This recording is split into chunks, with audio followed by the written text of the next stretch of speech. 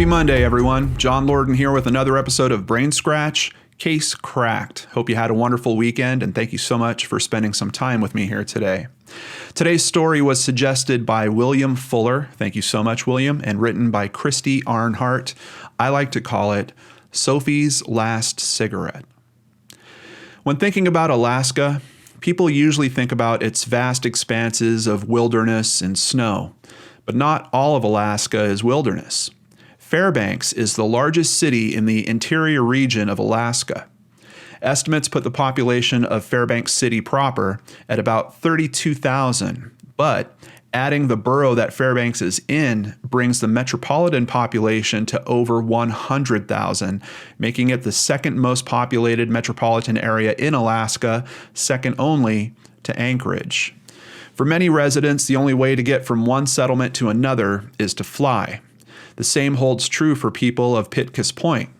It was her hometown of Pitkas Point that 20-year-old Sophie Sergey flew out of en route to Fairbanks on April 24, 1993. She had previously attended school at the University of Alaska Fairbanks on a full scholarship. Sophie was studying marine biology, but had withdrawn to return home to earn money for orthodontic work. While back in town, planning on having her braces adjusted, Sophie also planned to visit with a friend and stay on campus at Bartlett Hall. Even though she wasn't currently enrolled as a student, it wasn't unusual in those days for friends to come from out of town and stay a night or two with one of the students. It was the end of the term and people were coming and going freely from the co-ed dorms. On April 25th, Sophie's trip was almost up. She still had her orthodontics appointment the following morning, but she squeezed a lot in. She had visited with old friends, ran errands, and even went to the movies while she was in town. Just after midnight, Sophie decided to walk outside the dorm to smoke a cigarette. It was suggested to her that rather than going out into the cold, she should smoke next to the exhaust vent in the tub room next to the women's bathroom. This was a private bathing area off the main bathroom and would give her the most privacy.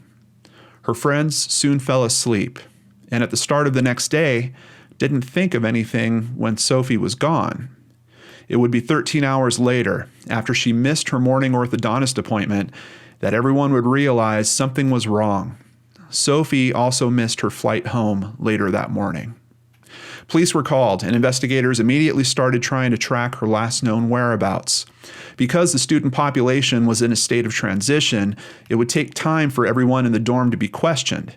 This also made it difficult to track down anyone who wasn't supposed to be there. On April 26th at about 2 p.m. that afternoon, a janitor entered the floor that housed the women's restrooms and private bathing area.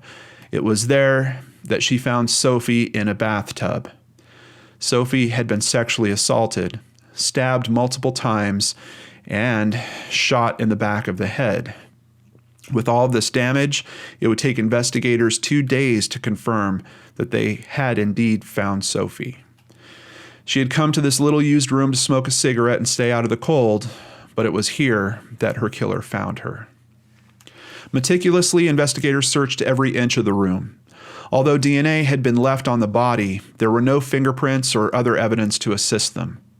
With DNA technology still in its infancy, no match could be made to identify the killer.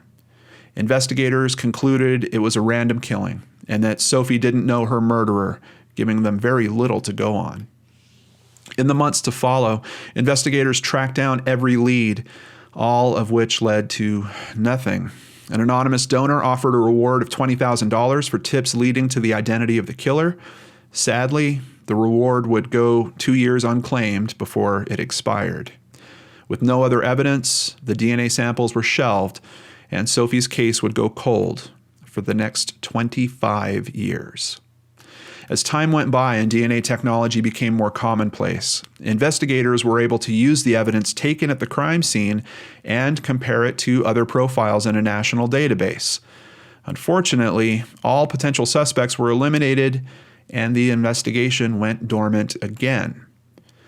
In July of 2018, the Golden State Killer was arrested with the help of a genetic genealogy service. Could this be the break they needed to find Sophie's killer? Investigators in the cold case unit decided to submit the unknown DNA profile from Sophie's case to Parabon Nanolabs, a Virginia-based company specializing in genetic genealogy testing. Thankfully, a family member of the killer had taken a DNA test and made their results publicly available, giving Parabon the answer investigators were looking for. They were surprised to find that their new suspect was someone that they actually already had spoken to on the day of Sophie's murder. Stephen H. Downs was 18 at the time of the killing and had been a student at UAF. Downs also lived in Bartlett Hall. Through his former roommate, police had learned that Downs owned a .22, the same caliber that was used to kill Sophie, and against school policy that he actually kept it in his dorm room. But Downs had claimed that he was with his girlfriend most of that night, and investigators let him go.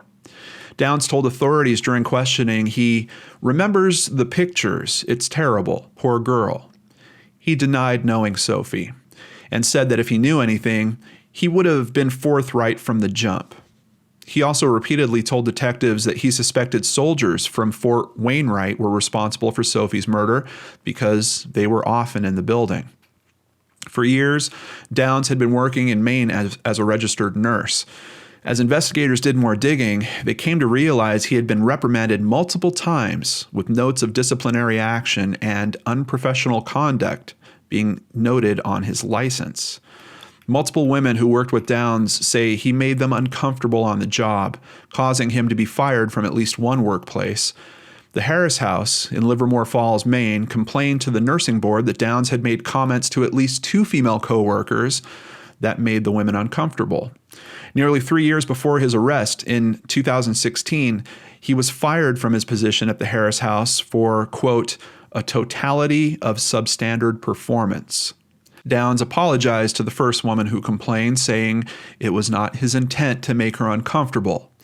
A second woman made a similar complaint 2 months later, but Downs argued that his behavior had not been inappropriate in that case. Kelly Ellingwood, who worked under Downs as a certified nursing assistant at the Harris House, said he would sometimes hit on the younger CNAs at the facility. I always felt uncomfortable having to go to him for things and being around him, said Ellingwood. Downs would also make mistakes in the course of his job, like accidentally spilling water on a resident's sheets without cleaning up the mess.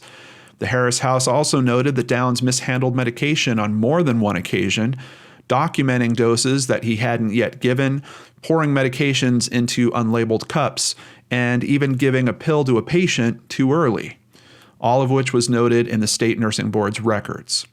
He was even ordered to sign a consent agreement in March 2017 certifying that he had completed a course called Professional Boundaries in Nursing in exchange for a warning from the nursing board.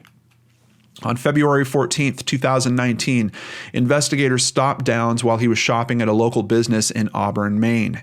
He was then taken into custody so that a cheek swab could be obtained. Within 24 hours, the Maine State Crime Lab was able to match Downs' DNA with that of the DNA found on Sophie's body.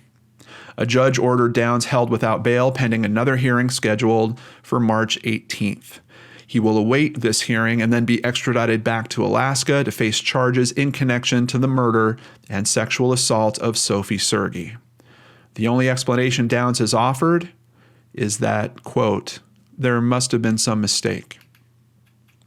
Colonel Barry Wilson, director of the Alaska State Troopers, said that through their dogged persistence, advances in tech, and spirit of cooperation exhibited by other agencies that touched this case, justice for Sophie is finally within reach. While an arrest doesn't bring Sophie back, we are relieved to provide this closure. This case has haunted and frustrated Sophie's family and friends, the investigators, and beyond. However, we did it. Investigators never gave up on Sophie. And because of the dedication of those investigators, Sophie's mother finally has some answers, and very soon may finally find that justice that she's been looking for her daughter. Case cracked. So obviously we still have court dates that are coming up on this case, but Christy and I thought it was a good time to cover this one because considering the information that's been released about the DNA matchup, it's looking very good that there will be a conviction. However, you never know what could happen in court. This thing could still have some turns, and if there are some drastic turns, we will certainly keep you updated about them here on the channel. But just a heartbreaker of a case. I mean, girl goes to have a cigarette and that's it. And it is kind of a crime of opportunity, chance encounter. This guy that she really didn't know, just really, I don't know, just really bothers me that is the way that someone's life ended. It's just a terrible, terrible thing. And I do hope that, I hope this guy sits in jail for a while, assuming that he is guilty, of course. We'll see what happens. Thank you so much for spending some time with me here on Case Cracked. Before we end today's episode, I have a few people I need to thank, starting with new patron Irene Vasquez. Irene, thank you so much for the support. And Maggie increased her pledge. Thank you, Maggie. Take care, everyone. I'll see you back here on Wednesday with a brand new episode of Searchlight on the Lord and Arts channel.